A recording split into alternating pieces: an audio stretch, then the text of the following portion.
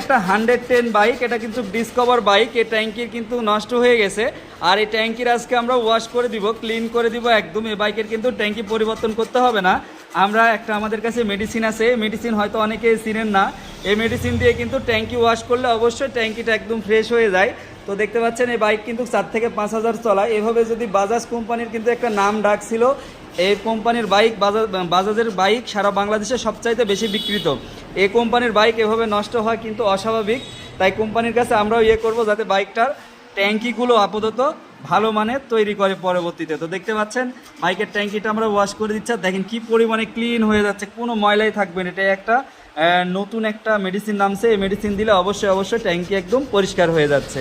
আমার দেখেন যে আমি যে এই মেডিসিনটা নিয়ে আসছি, এই মেডিসিনের কার্যকারিতা দেখেন, ট্যাঙ্কির ভিতরে কিন্তু একদম এখন ফ্রেশ হয়ে গেছে।